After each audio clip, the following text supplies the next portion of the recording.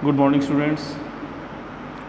जैसा कि हमने पहले डिस्कस किया था कि बीएड फर्स्ट ईयर का जो थर्ड पेपर है लर्निंग एंड टीचिंग में हमने कुछ क्वेश्चन सेलेक्ट किए हैं for the purpose of examination preparation. तो इसमें जो फर्स्ट क्वेश्चन है आपका मीनिंग ऑफ लर्निंग क्या है, इट्स कैरेक्टरिस्टिक्स क्या हैं या नेचर भी कह सकते हैं, और इसके टाइप क्या हैं, आज हम वो क्वेश्चन करेंगे। तो जैसा कि मीनिंग ऑफ लर्निंग, एक यहाँ पर एक और वर्ड आपको रिमाइंड रखना है, अधिगम। हिंदी में इसको अधिगम भी कहा गया है, क्योंकि इससे पहले हम कभी भी ये शब्द नहीं सुनते। जब आप लोग बीएड में आते हैं तो इस शब्द को बहुत बार आप सुनेंगे।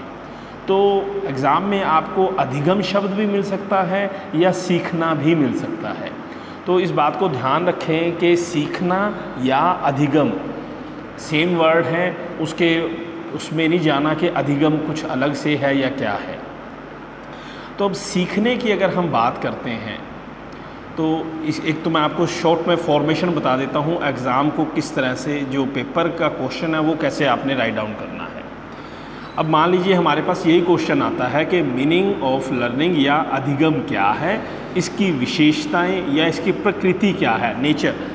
This should be know about to you the nature और the characteristic are the same, वो भी दोनों सेम रहेंगी। उस टाइम उसमें नहीं हमने ध्यान देना कि प्रकृति अलग है या विशेषताएं अलग हैं, these are the same also.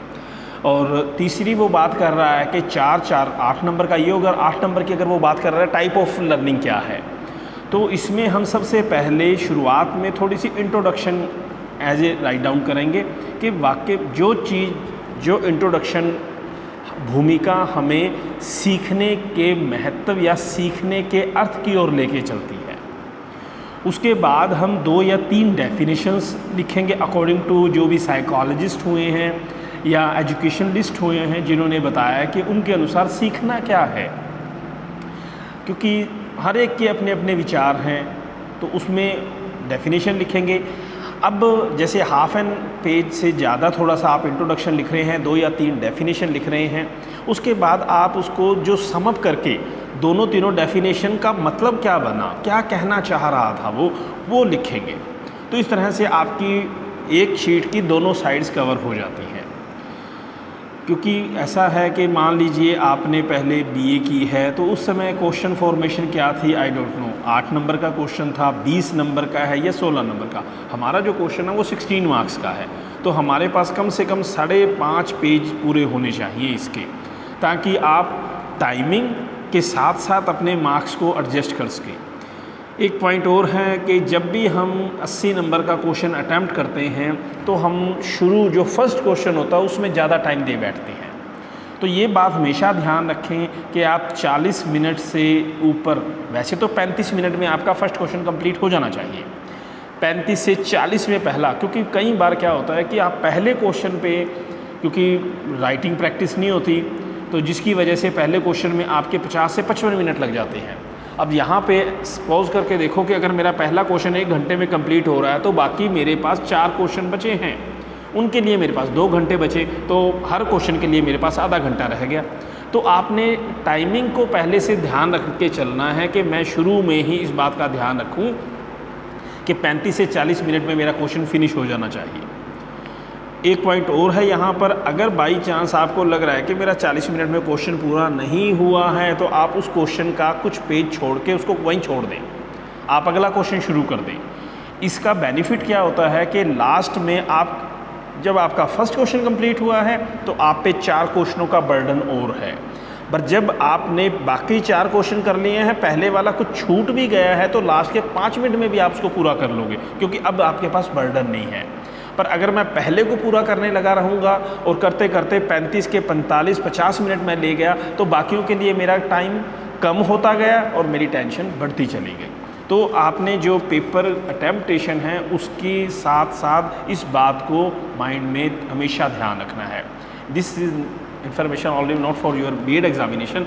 कोई भी हम एग्ज़ाम कंडक्ट करते हैं, कोई भी एग्ज़ाम देने जाते हैं तो उसमें हमें टाइमिंग का ज़रूर ध्यान रखना चाहिए।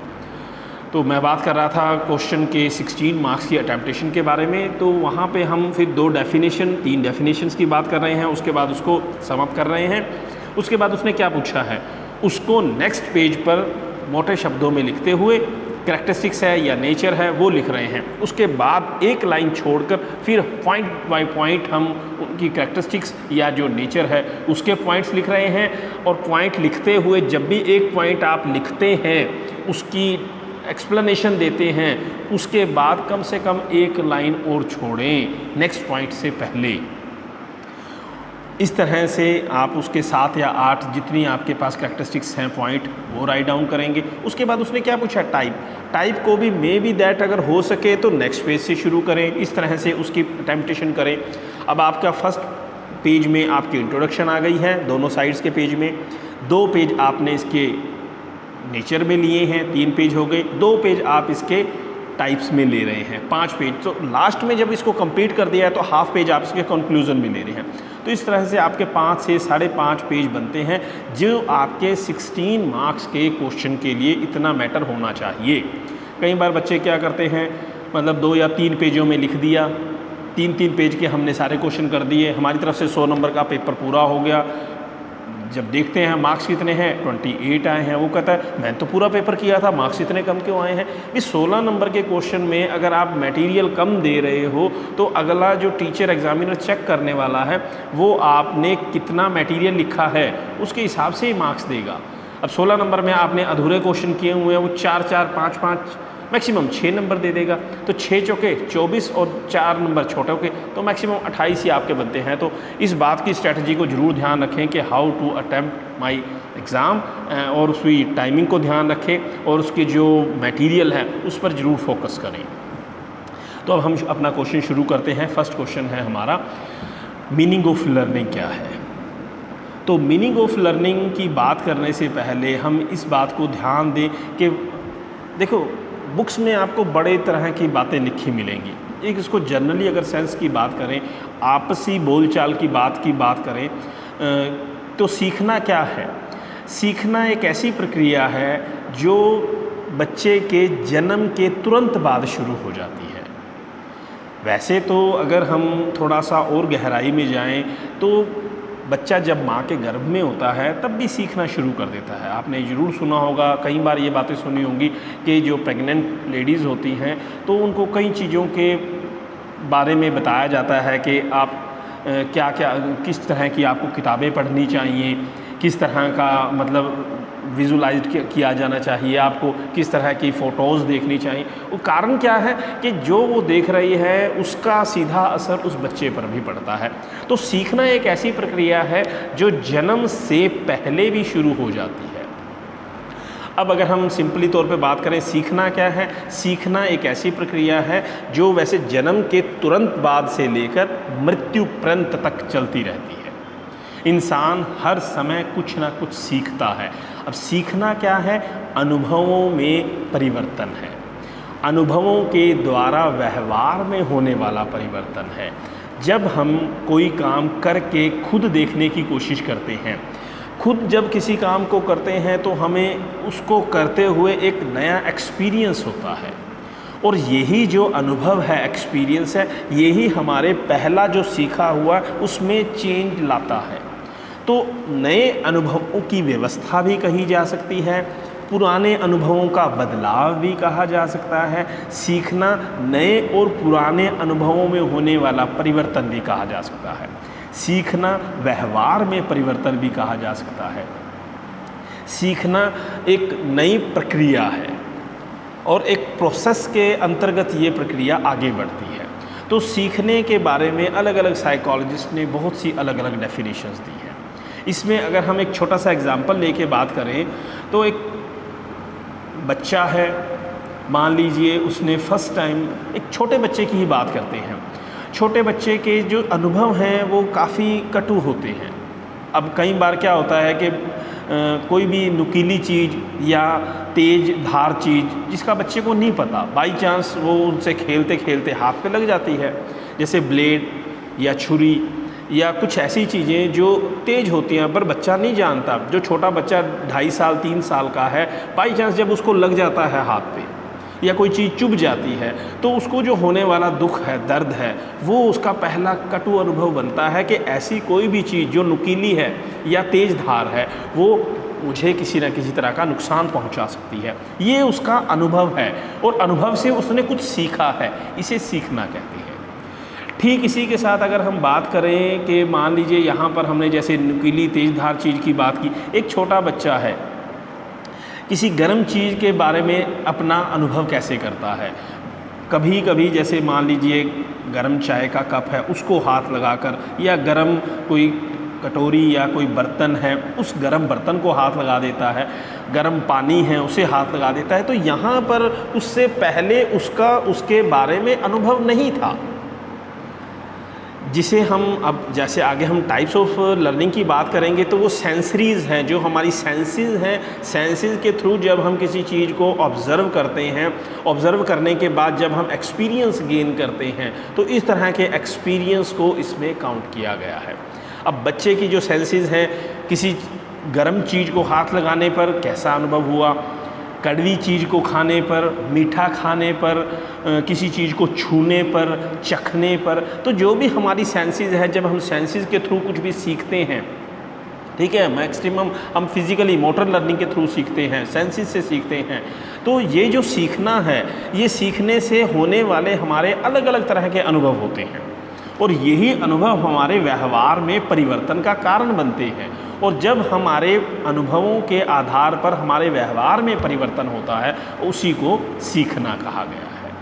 अब सीखने में जो ये परिवर्तन है, ना तो स्थायी होते हैं पूरी तरह से, ना ही अस्थायी होते हैं। अब परिवर्तनों से, जैसे मैंने अभी कई बार ये बात बोली कि सीखने के द्वारा अनुभव और अनुभवों से व्यवहार में होने वाला परिवर्तन। अब परिवर्तन ना तो स्थायी है ना अस्थायी। यहाँ पर इसके कहने का मतलब क्या है कि जब आप किसी काम को पहली बार करके देखते हो तो वो ऐसा नहीं है कि पूर्ण रूप से स्थायी है, आपने उसको करना सीख लिया, नहीं, वो आपके मन पर अस्थायी रूप से प्रभाव डालता है। मतलब कहने का है, ना तो आप उस चीज़ को पूरी तरह से सीख गए हो और ना ही ऐसा है कि उसको आपने कुछ भी नहीं सीखा। तो यहाँ पर जब हम पहले किसी काम को करना शुरू करते हैं तो उसके द्वारा होने वाला प्रभाव अस्थायी होता है। जब हम उस काम को बार बार करने की प्रयास करते हैं, कोशिश करते हैं, तो वो हमारे जो प्रयास बार बार होते हैं तो उसके द्वारा वो प्रभाव स्थायी होता चला जाता है और हम उस काम को सही ढंग से करना सीख जाते हैं। इसे स्थायी परिवर्तन कहा गया है। तो डेफिनेशन के तौर पर हम अपने बना सकते हैं कि अनुभवों के द्वारा व्यवहार में होने वाला स्थायी परिवर्तन ही सीखना है। तो ज़रूरी नहीं है कि हम एक किसी की रटी रटाई या किसी की लिखी हुई डेफिनेशन को ही हम परिभाषा कहेंगे।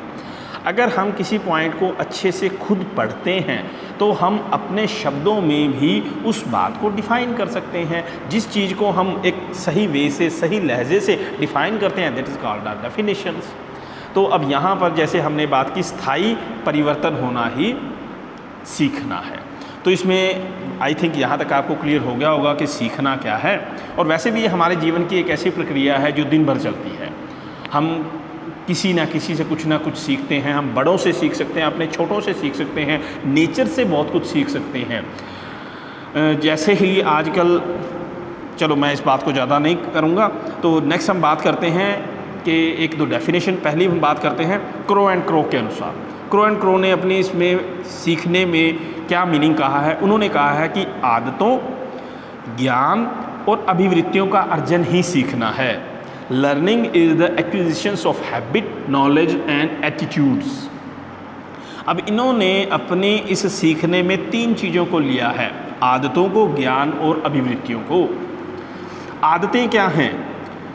बचपन से या किन्हीं बातों को जिनको हम बार बार दोहराते हैं और अपने व्यवहार का एक अंग बना लेते हैं, वो आदतें हैं। ज्ञान क्या है? जिसको हमने एक सिस्टमेटिक वे से रिसीव किया है, सीखा है, किसी बड़ों से, छोटों से। आदतें सीखी नहीं जाती, आदतें देखकर उसको अनुकरण किया जाता है, उसका किसी ना किसी तरह से इमिटेशन किया जाता है, मतलब उनकी नकल की जाती है। और वो आदतों को हम जब बार बार दोहराते हैं तो वो हमारे व्यवहार का अंग बन जाती हैं। और तीसरे इन्होंने कहा एटीट्यूड्स, अभिवृत्तियाँ। अभिवृत्तियाँ होती हैं हमारे व्यवहार से जुड़ी हुई। तो यहाँ पर क्रो एंड क्रो ने अपनी बात को बहुत ही साधारण से शब्दों में कह दिया है। कहते हैं कि आदतों, ज्ञान और अभिवृत्तियों का अर्जन ही सीखना है। तो एक व्यक्ति के व्यवहार का संपूर्ण पक्ष इन तीनों चीज़ों में डिवाइड हो जाता है, उसकी आदतें, उसका ज्ञान और उसका व्यवहार, मतलब अभिवृत्तियाँ। दूसरे बात कर रहे हैं स्किनर क्या कहते हैं? इन्होंने कहा है कि अधिगम एक प्रगतिशील व्यवहार अनुबंधन की प्रक्रिया है। अब इन्होंने प्रगतिशील व्यवहार की बात की है। प्रगतिशील व्यवहार क्या है? जो डेली चेंज होता है, चेंजेबल है। आज देखो क्या होता है कि हर व्यक्ति हर दिन कुछ नया सीखता है। अब अगर मैं आपका ही एग्ज़ाम्पल ले लूँ तो अगर मान लो हमने एक नया मोबाइल परचेज़ किया है, मेरे पास पहला था, उसकी मुझे कुछ कम फीचर पता थी। जब नया ले रहा हूँ या आप नया ले रहे हो तो आप उसमें और नई फीचर ढूंढ रहे हो।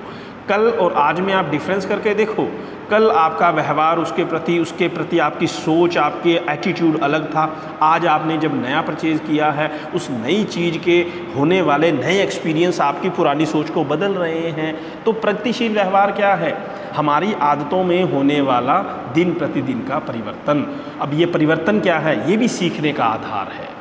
तो यहाँ पर जब स्किनर ने अपनी बात को बहुत ही थोड़े से शब्दों में बात कह दी है कि प्रगतिशील व्यवहार के द्वारा जो भी परिवर्तन होता है या अनुबंधन की प्रक्रिया कहा गया है, वही सीखना है। नेक्स्ट है बात हम करते हैं वुडवर्थ की।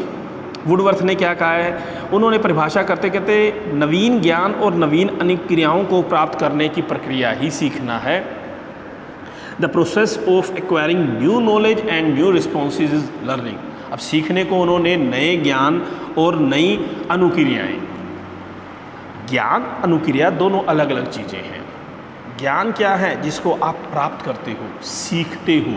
सीखने के बाद जब आप किसी पॉइंट पर एक्शन या रिएक्शन या अनुक्रिया करते हो, वो अलग है। तो यहाँ पर उन्होंने कहा नए ज्ञान और नई अनुक्रियाओं को ही सीखना कहा गया है। तो इस तरह से हमने 3 अलग अलग साइकोलॉजिस्ट की डेफिनेशंस की बात की। इन्होंने कुल मिलाकर एक व्यक्ति के व्यवहार में होने वाले आमूलचूल परिवर्तन, दिन प्रतिदिन होने वाले परिवर्तन, अभिवृत्तियों में होने वाले परिवर्तन, उन सब को कंबाइन करके सीखने के डेफिनेशन को क्लियर करने की कोशिश की है। जैसे हमने शुरू में बात की थी कि सीखना क्या है? अनुभव के द्वारा व्यवहार में होने वाला परिवर्तन ही सीखना है। तो ठीक इसी तरह से यहाँ तक आई थिंक हमें ये बात अच्छे से क्लियर हो गई होगी कि सीखना क्या है। नेक्स्ट आगे बात करते हैं सीखने के नेचर भी कह सकते हैं और उसको सीखने की विशेषताएं भी की जा सकती हैं। अगर मान लो इसमें कुछ कमी रह गई होगी, मतलब सीखना क्या है, अगर हमें नहीं क्लियर हुआ तो इसमें और भी क्लियर हो जाएगा। सबसे पहले सीखना मनुष्य की जन्मजात प्रवृत्ति है। Learning is the इनेट tendency of the people, या यूँ कहें कि सीखना जन्मजात प्रवृत्ति कैसी है, ये पॉइंट आप नोट भी कर सकते हैं। अगर आप इस वीडियो को देखते हुए इसके पॉइंटों को नोट करते हैं तो आपका एक 16 नंबर का क्वेश्चन बहुत इजीली और अच्छे से तैयार हो जाएगा। तो सबसे पहले हम बात कर रहे हैं, इन्होंने कहा सीखना एक जन्मजात प्रवृत्ति है। अब इस पूरी यूनिवर्स में, दुनिया में भगवान के द्वारा इंसान को जो एक अच्छा गिफ्ट दिया है वो क्या है? सीखने की प्रकृति है। हर कोई जीव, केवल मानव नहीं, कोई भी जीव जो इस दुनिया में जन्म लेता है उसमें सीखने की एक लालसा होती है। चाहे वो छोटे पक्षियों के बच्चे हों, जानवर के बच्चे हों, इंसान के हों, तो सभी में सीखना एक ऐसी प्रक्रिया है। हर कोई किसी न किसी समय किसी न किसी तरह से सीखने के लिए तत्पर रहता है। एक छोटा बच्चा जन्म लेता है, जन्म लेते ही वो अपनी आँखों को घुमाता है इधर उधर, तो वहाँ पर वो जो उसका आँखों का घुमाना है, इधर उधर देखना है, चेहरों को पहचान करना है, वहाँ पर वो भी सीखने का काम कर रहा है। तो एक सीखना एक ऐसी प्रक्रिया है जो हर एक मानव में, हर एक जो मानव जाति या यूँ कहें या पूरी यूनिवर्स में सभी में पाए जाने वाला एक ऐसा गुण है जो सभी को उस काम को करने के लिए प्रेरित करता है। तो सीखना सभी में पाई जाने वाली एक गुण के रूप में माना जा सकता है। नेक्स्ट है अधिगम व्यक्ति के प्रत्यक्ष अनुभव पर निर्भर करता है।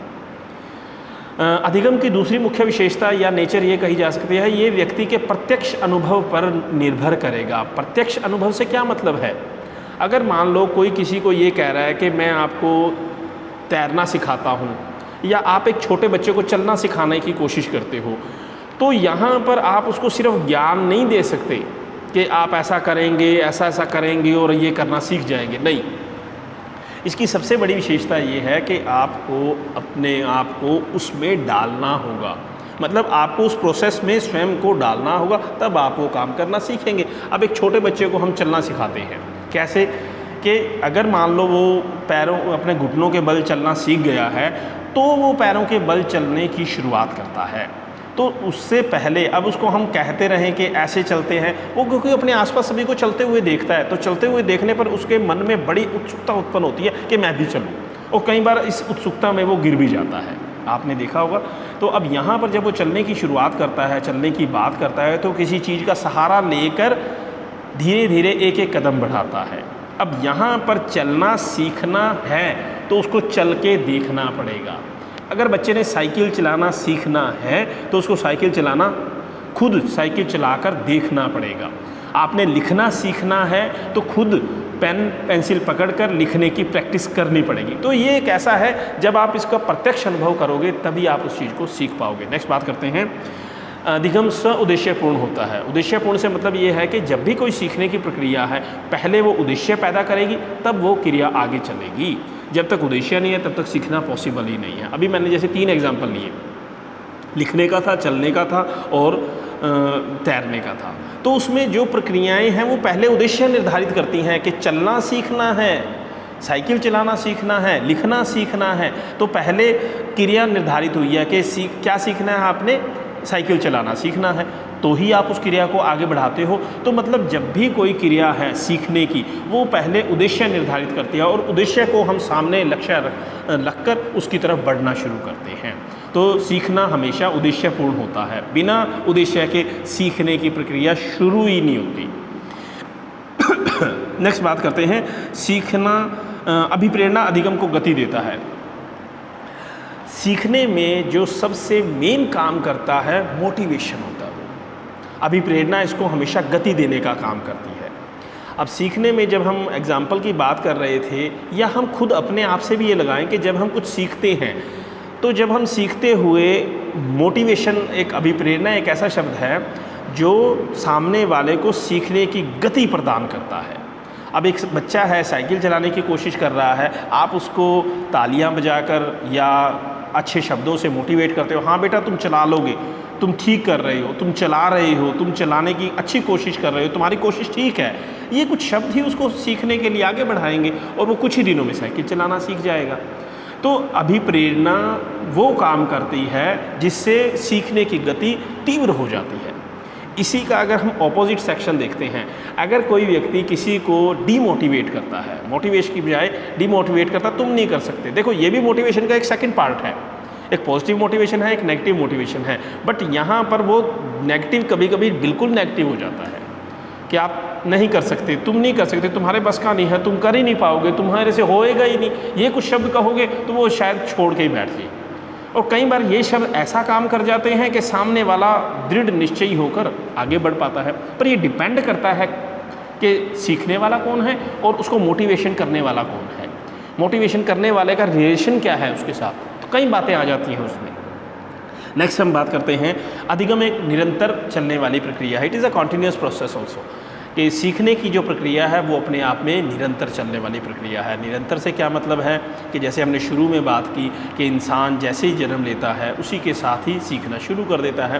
तो सीखने की प्रक्रिया जन्म से लेके मृत्यु पर्यंत तक चलने वाली प्रक्रिया है कि मनुष्य जन्म से लेके मृत्यु तक सीखता ही रहता है। जो बड़े बड़े फिलोसोफर हुए हैं, अरस्तु और सुकरात, इन्होंने भी जाते हुए अपनी लाइफ में यही बात कही है कि अभी इस दुनिया में सीखने के लिए बहुत कुछ है, हमने कुछ भी नहीं सीखा, जबकि वो अपने आप में इतने महान ज्ञानवेता हुए हैं। उसके बावजूद उन्होंने ये बात कही कि अभी इस दुनिया में सीखने के लिए बहुत कुछ है। कहने का मतलब क्या है कि सीखने के लिए इस दुनिया में बहुत कुछ है, हम कितना ही सीखें ये कभी ख़त्म नहीं होगा। तो इसीलिए सीखना अपने आप में चलने वाली एक निरंतर प्रक्रिया है। नेक्स्ट बात करते हैं, अधिगम एक सार्वभौमिक प्रक्रिया है। सार्वभौमिक से मतलब क्या है कि इस दुनिया में, यूनिवर्स में सीखने की जो प्रक्रिया है वो सभी लोगों पर लागू होती है। ऐसा नहीं है कि कहीं पे है कहीं पे नहीं है, नहीं, सीखना अपने आप में पूरी तरह से यूनिवर्सल है, सार्वभौमिक है। इस दुनिया में जन्म लेने वाला हर व्यक्ति सीखने की प्रक्रिया से होकर गुजरता है और वो ज़रूर कुछ ना कुछ सीखता है। नेक्स्ट हम बात करते हैं अधिगम में स्थानांतरण संभव है। It is a transferable. अधिगम में स्थानांतरण से मतलब क्या है कि जब आप एक चीज़ सीखते हो, अब आप इसको सीखने के बाद कोई दूसरी चीज़ सीख रहे हो, तो जो पहला सीखा हुआ है वो उसमें कहीं ना कहीं स्थानांतरित होता है। मतलब कहने का है कि अगर बच्चे ने साइकिल चलाना सीखा है तो कल को अगर वो बाइक चलाना सीखता है तो उसमें से कुछ चीज़ें वो उसमें भी ट्रांसफ़र होंगी। बच्चे ने लिखना सीखा है, उसकी राइटिंग स्किल अच्छी है, तो अगर वो हिंदी अच्छी लिखता है तो वो जो दूसरी लैंग्वेज लिखेगा वो भी अच्छी लिखेगा। तो मतलब कहने का मतलब क्या है कि जो सीखा हुआ है वो किसी ठीक उसी तरह के सीखने में हमेशा हेल्पफुल होता है। इसीलिए कहा गया है it is a transferable. Next हम बात करते हैं अधिगम एक प्रक्रिया है, उत्पादन नहीं। हाँ, ये बहुत अच्छा एक पॉइंट है। Learning is a product is not, learning is a process, it is not a product. Product से मतलब क्या होता है? उत्पादन से मतलब विच इज़ कम्प्लीटली प्रिपेयर्ड, जो कि पूरी तरह से तैयार होता है। आप मार्केट में गए, पैसे दिए और परचेज़ कर लिया। एक पेन का एग्जांपल ले लेते हैं कि मान लीजिए आपको पेन चाहिए, आपने पैसे दिए, मार्केट से परचेज़ कर लिया। बट यहाँ पे उसने कहा है कि learning is a process, it is not a product. मतलब आप सीखने की क्रिया को खरीद नहीं सकते। आपने सीखना है तो आपको अपने आप को उस क्रिया में डालना होगा, आपको उस पूरे प्रोसेस को इम्प्लीमेंट करना होगा, उस प्रोसेस के सारे स्टेप्स को फॉलो करना होगा। अब मान लीजिए आपने कंप्यूटर चलाना सीखना है, तो कंप्यूटर चलाना सीखने के लिए आपको पूरी कोचिंग लेनी होगी, आपको टाइम देना होगा, उस चीज़ को प्रैक्टिकली सीखना होगा, तभी आप उस चीज़ को सीख पाओगे। हाँ, उसके लिए पे करना एक अलग चीज़ है। तो इसीलिए इन्होंने बहुत अच्छी बात कही कि learning is a process, it is not a product. ये इस बात को हमेशा ध्यान रखें। लास्ट इन्होंने कहा है अधिगम वंशानुकरण और पर्यावरण दोनों पर निर्भर करता है। सीखना वंशानुक्रम, it is dependent on the heredity and the environment. Heredity एक अलग कॉन्सेप्ट है, एनवायरनमेंट अलग है, पर ये दोनों मिलकर सीखने की प्रक्रिया को बहुत ही अच्छा और आसान बना देते हैं। हेरिडिटी से मतलब क्या है कि वो गुण विशेषताएं जो एक बच्चे को अपने माता पिता से धरोहर के रूप में प्राप्त होती हैं। अब दूसरी चीज़ है वातावरण। अब एक बच्चे में गुण और विशेषताएं हैं सीखने के लिए, अगर उसको सही वातावरण मिलेगा तो वो बहुत जल्दी प्रस्फुटित होंगी, मतलब बहुत जल्दी खिलेंगी, जल्दी उसको सीखने में हेल्पफुल होंगी और वो उस चीज़ को जल्दी सीख जाएगा।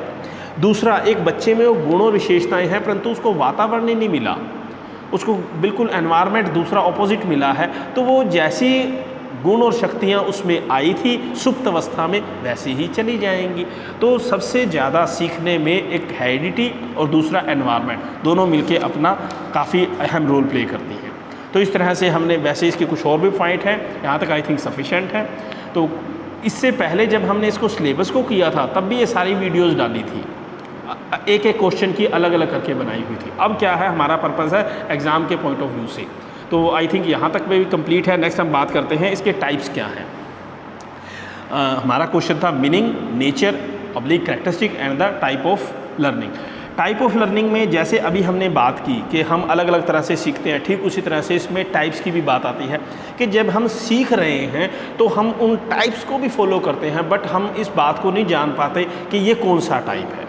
देखो, बच्चा साइकिल चलाना सीख रहा है तो वहाँ पे भी कुछ ना कुछ सीख रहा है, तो स्किल बेस्ड लर्निंग कह सकते हैं उसको, क्योंकि वो सीखने के कौशल को अर्जित कर रहा है। एक्टिविटी बेस्ड है, करके सीख रहा है। तैरने की बात है, तैरने के लिए भी उसको एक्टिविटी बेस्ड करने पड़ेगा, उसको उसमें अपने आप को डालना पड़ेगा। कुछ चीज़ें होती हैं जिसमें हमें हमारी होल बॉडी इन्वॉल्व होती है, कुछ चीज़ें होती हैं जिसमें हम बैठ के सिर्फ दिमागी तौर पर सीखते हैं, कुछ चीज़ें होती हैं जिसमें देखना और समझने की प्रक्रिया होती है, कुछ चीज़ें होती हैं हमें पहले देखते हैं, देखने के बाद उसको स्वयं करके उस चीज़ को अनुभव करते हैं। तो हम सीखते हुए बहुत से अलग अलग टाइप में से होकर गुजरते हैं, पर हम सीखते ज़रूर हैं पर उनके टाइप्स पर कभी ध्यान नहीं देते। तो यहाँ पर जब हम बात कर रहे हैं टाइप्स ऑफ लर्निंग की, तो उसमें टाइप्स ऑफ लर्निंग में अलग अलग टाइप्स हैं, उसकी बात करेंगे। सबसे पहले बात आती है मोटर लर्निंग की।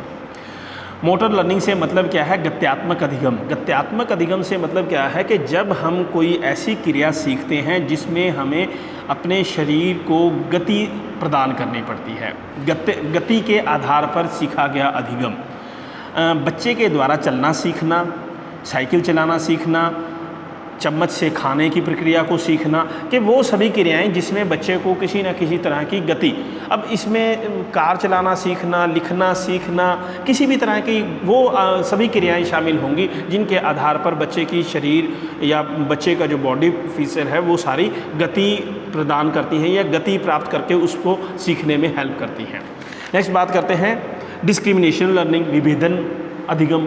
अब जैसा कि इसके नाम से पता लग रहा है कि हम बहुत सी ऐसी चीज़ें हैं जिनको एक दूसरे के विभेद करने के आधार पर सीखते हैं। रंगों में विभेद करना, खाने की चीज़ों में विभेद करना, कुछ कड़वा है, मीठा है, खट्टा है, ये भी हमारी सेंसेस पे डिपेंड करता है। तो जिस तरह के हम सीखते हैं डिस्क्रिमिनेशन लर्निंग में, जैसे टीचर के द्वारा क्लास में करवाते हुए कई चीज़ों में भेद करके समझाते हैं कि ये चीज़ ऐसी है, दूसरी वैसी है, तो वहाँ पर हम इस तरह के जो सीखने की प्रक्रिया है उसको डिस्क्रिमिनेशन टाइप ऑफ लर्निंग कहा जा सकता है। नेक्स्ट तीसरा है वर्बल लर्निंग। वर्बल लर्निंग से हिंदी में जिसका अर्थ है वाचन या शाब्दिक अधिगम।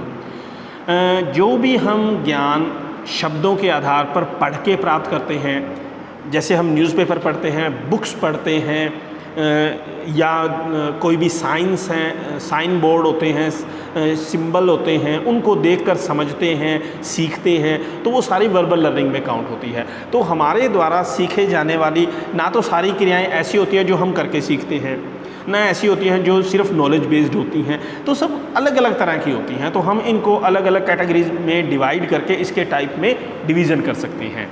तो नेक्स्ट हम बात करते हैं कंसेप्चुअल लर्निंग।